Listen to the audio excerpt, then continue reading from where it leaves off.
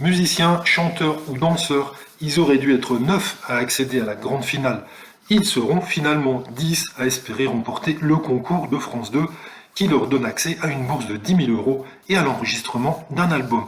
Mais rien n'est jamais figé dans cette création, très inspirée des producteurs Michel Elie et Thierry Saïd.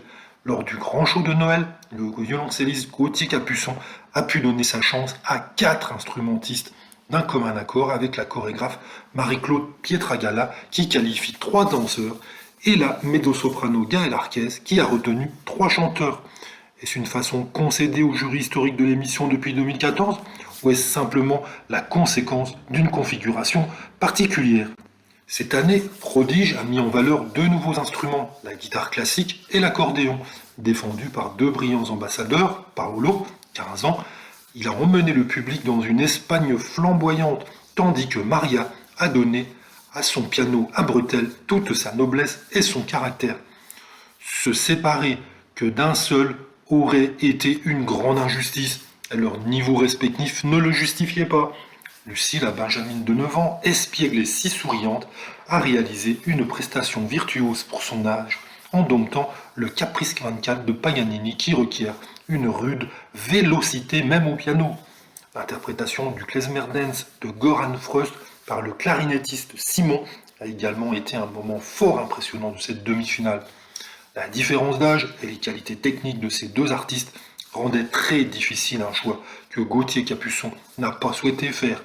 Si l'on veut bien regarder le verre à moitié plein, c'était donner sa chance à un jeune candidat supplémentaire, sourit l'artiste, à la carrière internationale, d'origine savoyarde. En ce qui concerne les catégories chant et danse, les choix ont été plus évidents. On retrouvera donc en finale les belles voix d'Anjali, la parisienne, qui a adouci le confinement dans son quartier, et de Tony, l'artiste réunionnaise, ainsi que celle impérieuse de Maxence des Hauts-de-France. Dans la catégorie danse, la précision de Maëline, 11 ans, la douceur de Chloé, 15 ans, et la force artistique de Benjamin, 15 ans, les prédisposés à être parmi les finalistes. Le 30 décembre, sur France 2. Si un gagnant est désigné pour chaque catégorie, un seul d'eux accédera au titre suprême de prodige.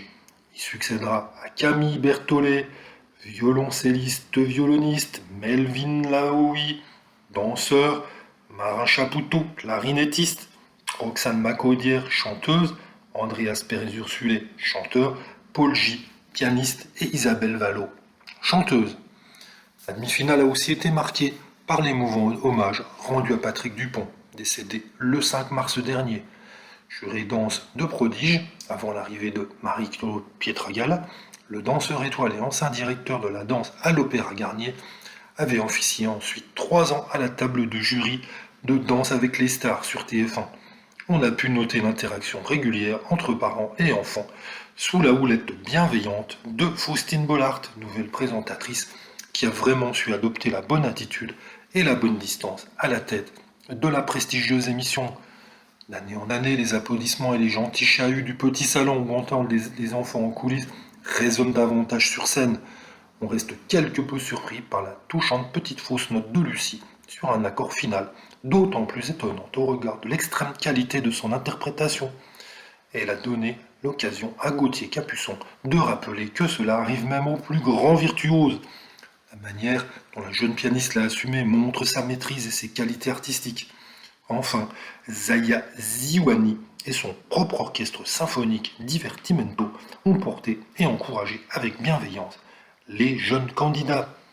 Le programme musical varié a enchanté le public grâce au grand répertoire classique Paganini, Bellini, Donizetti, Brahms, Rossini et Verdi, aux musiques de films comme La vie est belle de Piovani, dans un arrangement pour violon de Renaud Capuçon, mari de Laurence Ferrari et frère de Gautier, Vois sur ton chemin de Bruno Coulet, Islande d'Hans Zimmer, ainsi que d'autres morceaux que l'on retrouve fréquemment dans Prodige, Asturias d'Albanese ou Xardas de Monti.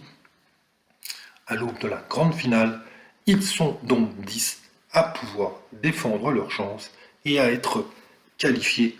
Bonne chance à tous!